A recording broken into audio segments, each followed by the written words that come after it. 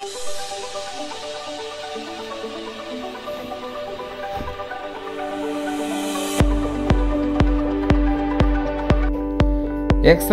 y1 বিন্দু থেকে x plus by plus c সমান 0 সরলরেখার লম্ব দূরত্ব অর্থাৎ কোনো বিন্দু থেকে কোনো রেখার লম্ব দূরত্ব নির্ণয় করার সূত্র।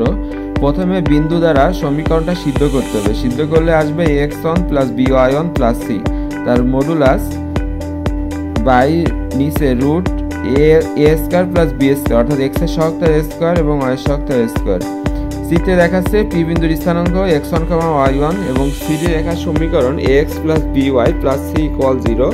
তো p বিন্দু থেকে cd রেখার যে লম্ব দূরত্ব সেটা d দ্বারা প্রকাশ করা হচ্ছে। এখন আমরা যদি d এর মান নির্ণয় করতে চাই তাহলে এই সূত্রটা আমাদের অ্যাপ্লাই করতে হবে।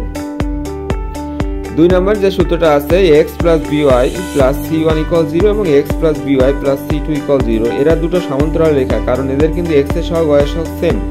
তো এদের মধ্যেকার যে লম্ব দূরত্ব সেটা হবে মডুলাস c1 মাইনাস c2 অর্থাৎ ধ্রুবক পদের অন্তর আর নিচে root a square plus b square অর্থাৎ x এর সহগ স্কয়ার প্লাস y এর সহগ তার স্কয়ার। চিত্রে দেখাচ্ছে এখানে ab রেখা এবং cd রেখা এরা কিন্তু সমান্তরালে আছে। এদের মধ্যেকার যে দূরত্ব সেটা pq দ্বারা প্রকাশ করা আছে।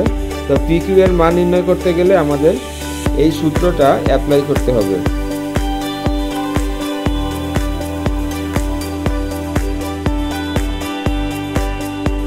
এরপরের যে সূত্রটা আছে a1x plus b1y plus c1 equal 0 এবং a2x plus b2y plus c2 equal 0 সরলরেখা দ্বয়ের অন্তর্ভুক্ত কোণে সমদ্বিখণ্ডক দ্বয়ের সমীকরণ। অর্থাৎ দুটো রেখা যখন ছেদ করে ওদের ভিতরে সূক্ষ্মকোণ তৈরি হয়, স্থূলকোণ তৈরি হয় এবং এই কোণের মাঝখানে যে রেখাগুলো টানা হয় ওদেরকে আমরা কোণের সমদ্বিখণ্ডক বলি। ওদের সমীকরণ নির্ণয় করার সূত্র প্রথমে প্রথম রেখাটা লিখতে হবে, লেখার পরে নিচে root a1 square plus b1 square অর্থাৎ x এর সহগ স্কয়ার y এর সহগ তার স্কয়ার। এরপরে প্লাস মাইনাস দিয়ে দ্বিতীয় রেখাটা লিখতে হবে, লেখার পরে root a2 square plus b2 square লিখলে এখানে সমদ্বিখণ্ডকের যে সমীকরণ সেটা পাওয়া যাবে।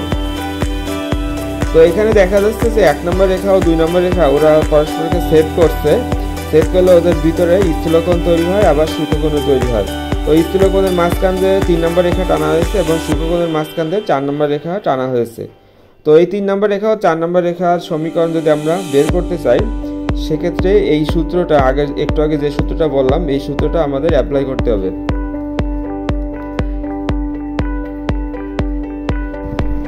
এখন যদি a1 a2 plus b1 b2 greater than 0 হয় তাহলে মাইনাস মানে আমরা যে সমীকরণটা পাবো ওই সমীকরণটা সূক্ষ্মকোণের সমদ্বিখণ্ডকের সমীকরণ হবে। অর্থাৎ ওই সমীকরণটা সূক্ষ্মকোণের ভিতর দিয়ে যাবে এবং প্লাস মানে আমরা যে সমীকরণটা পাবো ওইটাই হবে স্থূলকোণের সমদ্বিখণ্ডকের সমীকরণ। অর্থাৎ ওই সরলরেখার স্থূলকোণের ভিতর দিয়ে যাবে।